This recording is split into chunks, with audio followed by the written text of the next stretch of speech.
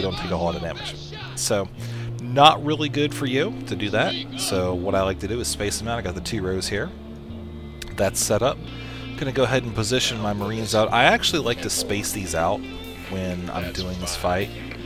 And I just like to space them just enough so that way the Ultra has to run around a little bit. Not a lot, as I do try to run these guys around when they get low. But it is still enough. I mean, if they were all bunched up, they would die super quick. So, gonna go ahead and position them over here. Actually, these usually don't even get to fire, but I like to keep them over there just for safe measure. So, got the siege tanks ready. We got the Marines and the Ghost ready. Got the roaches up here. Gonna need to do a little bit of work to get these guys set up. You don't want them bunched up like this, because what's going to happen is these roaches are all going to come and in a line of sorts. And you don't want your front 2 martyrs to start attacking before your other ones. You want them all kind of firing at once. That way you kind of maximize the damage. So what I like to do is spread them out a little bit, so that way they can all kind of get in the shot at the same time. And why are you moving up there? I did not tell you to do that. Okay, so we got a little bit short on space, but that's okay.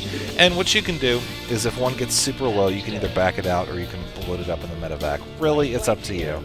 I'm sure I'll probably screw this up because, like I said, I'm really tired right now, but that's okay.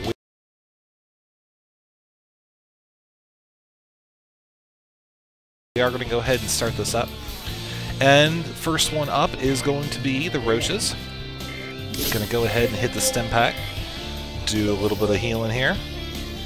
And hopefully these guys will get healed up by the time they are, yep, I'm going to go ahead and move this one back. No, go.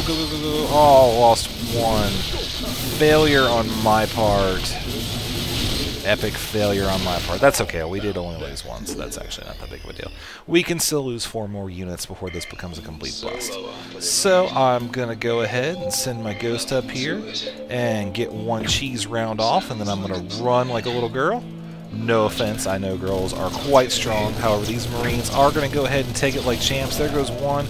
And I'm going to kite this one around just a little bit and get a couple more sniper rounds. Run, Marines, run. Whew. Okay, there we go. So we did lose 1 Marine, but that's okay. Because this round, I don't think I should lose any tanks. We do have a nice spread of damage here, so... Here come the Zerglings. They are going to get, yeah, there's that staggered damage. They are dying in kind of waves there. That is exactly what I want to have happen here. And this tank might die. No. Oh, wow. That is super close. Tank, you are way lucky. 6 health. And that one actually had 52. So, yep, definitely squeaked out a good victory for that one. Now we got round 3 here. You see we have some Thors, siege tanks, medevacs, martyrs, Hellions, and some Vikings. So, our competition will be Zerglings and Broodlords, Hydras and Roaches, Mutalisks. So, still have to protect those 3 depots. Going to go ahead and split up these forces pretty evenly. Going to send the Vikings and the Hellions up to the top left to combat the Broodlords and the Zerglings. They'll do that quite effectively. Gonna send the roaches, or not the roaches, the martyrs, the medevacs, and the siege tanks over to fight the Hydra Roach combo. And once again, we'll be using a staggered formation for the tanks. And I'm gonna go ahead and send the Thors and the Ghost down to combat the Mutalisks. So I'm gonna go ahead and get set up here. Not a lot of setup is really required for this this one, although I would suggest that you do keep the Vikings up here at the front, so they can start doing damage to the Broodlords as soon as possible. You want to keep the Hellions back here, because if you keep them up here, up near the force field, what's going to happen is those Broodlords are going to start shooting these Hellions before they really get a chance to do their job. So you want to let the Zerglings come to you a little bit. I mean, then nothing's going to attack the Vikings, so they've pretty much just got free reign of the air. So I am going to go ahead and go down here and position my siege tanks, lower this thing just a little bit. This is fun and exciting, I know.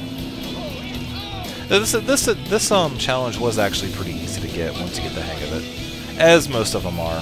Some of them you might take a couple tries to do, but I mean really none of them are entirely too difficult. So I'm gonna go ahead and finish positioning my my forces here. Tank, you're gonna go there, and you are gonna go here. So, going to go ahead and stagger these just a little bit. Ready for pickup?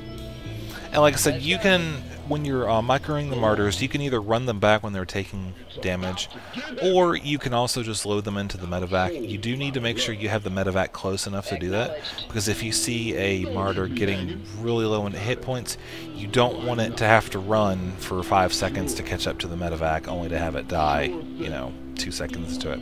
That is not very productive, so we're going to go ahead and position them in a line here and make them fall back as necessary, with the medevacs as close as possible. And lastly, we do have the Ghosts and the Thors. I'm going to space these out some, as to minimize the bouncy damage from the Mutalisks. And also this kind of gives me room to kind of kite it back a little bit should I need to, which I will have to do so. So, these are all pretty well positioned. Actually, I'm going to go ahead and move this whole line over just a little bit, because I think they actually tend to go for the top ones. So that'll give this one the ability to run just a little bit more. And bring you in. Alright, a good deal. The Ghost is actually really important for this, because you want to be sniping as many mutas as possible. And you want to try to snipe the ones that have the higher hit points to bring them down so the Thor's AoE can finish them off. But, you know, it's better to end up killing a low Mutalisk than have, you know, energy left over on the Ghost at the end and not have met the requirements for the gold. So, I'm going to go ahead, and I've got all my units here. Going to go ahead and click ready. And we're going to start out with the Vikings and the Hellions. So I'm going to send these guys on a quick attack command to go ahead and combat the Brood Lords. And start doing the kiting for the Zerglings. As you can see, not really a whole lot to it. Moving back once, and that took care of it. So the Brood Lords are dead, and that was probably the easiest one of this whole thing. All right, so now we're going to go ahead and fight the Hydras and the Roaches. Probably going to go ahead and fall back here on my martyrs just a little bit. Don't want them taking too much damage. Looks like they're doing okay for the most part. Gonna let these tanks take just a little bit of that damage here. Supply depot getting hit by the siege tank splash a little bit, but that's okay, because it did live and it doesn't have to take any more damage since we are done with that fight. And last, we do have the Mutalisks here, which we are going to go ahead and have come at the Thors. Going to start doing the sniping. And I'm actually going to completely miss micro there. I keep actually... Why is it not doing that? There we go. Turns out I was pressing T instead of R, so if you want to not be a scrub like me, you can... oh no, Ghost, don't die. There we go. Alright, so we now get that little cool warning noise. Round 3 success.